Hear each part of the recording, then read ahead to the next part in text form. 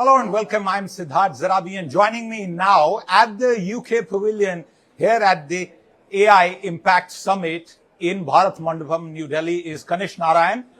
He's the Minister for AI and Online Safety in the United Kingdom. Someone who was born in Muzaffarpur, Bihar, and at the age of 12 moved with his parents to the United Kingdom. Kanish, welcome to the show. Thank you very much for your time with us today. It's been a busy couple of days that you've been here. I want your first big takeaway with the summit so far. What have we really gotten achieved so far? So it's great to be with you. The Impact Summit is called the Impact Summit. It has been deeply impactful. It's been impactful in terms of specific conversations with a range of commercial partners. The energy of the startup ecosystem in India and that in the UK has been a great source of conversation. Second, from a governance point of view, we've had a great set of bilateral conversations, both with the Indian government, but also with wider allies as well. And at the heart of it, third, the really important part is that every event, I've had a bunch of students come up to me and talk about their excitement, their enthusiasm, not just for AI, but AI shaped by the values of the United Kingdom and India together. Kanish, one of the bigger moments geopolitically is the fragmentation of the world trade order as we knew it. And there are some implications for the world of artificial intelligence. What can the United Kingdom and India do more in this space to sort of set the agenda and not be followers of any other powers and their plans around AI? What do you think is the scope there? I think as the world gets more uncertain, the one certainty we have is the quality of the relationship between the UK and India.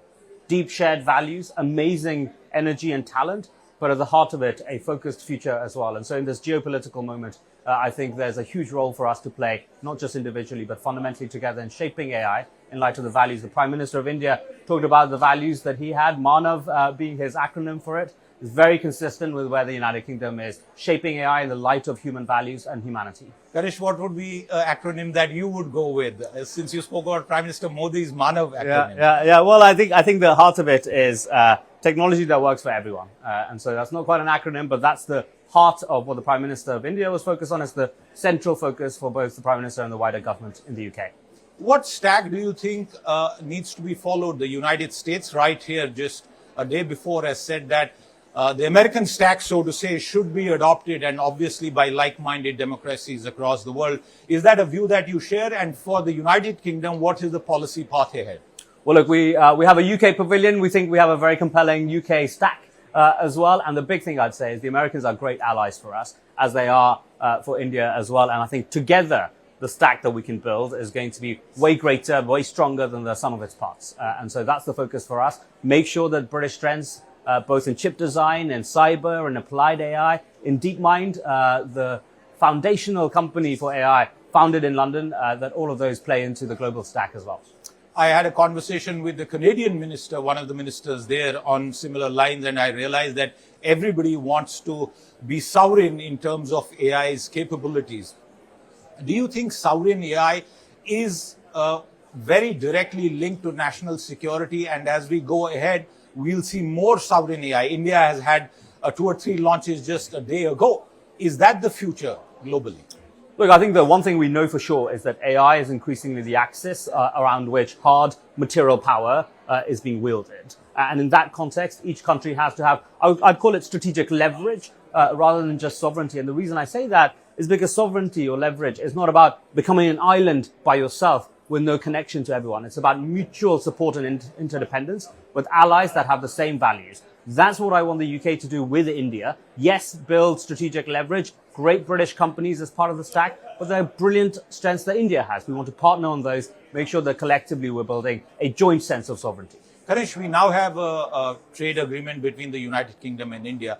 Specifically for the space and your portfolio, does this provide greater opportunities for British firms in India and vice versa in the space of AI? Hugely so. Look, the one thing I'll say, through all the ups and downs of trade conversations globally, the UK and India have stood by each other consistently. The first FTA out of the gates for us, coming out of the European Union, a deeply proud one in terms of the economic impact of it. But specifically on AI, it's a really important point that you make, Siddharth, because innovation, very uniquely, was a distinct chapter in the FTA for the UK and India, and that was a recognition that AI and technology will be the central area for our future relationship. Lots in terms of standards so that R&D can be easier between the countries. Lots in terms of specific research collaboration, a joint center focused on AI between the two countries. But underpinning all of those, a really fundamental focus on bilateral people-to-people exchange commercially as well as politically. We are short on time, but before I let you go, I have to take the issue of online safety. Yeah. For a country like Britain, Yeah. for a country like India, with the massive number of users,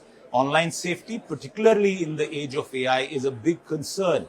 How is the United Kingdom addressing that, and how can we learn as a country to avoid, all the pitfalls, the negatives of AI?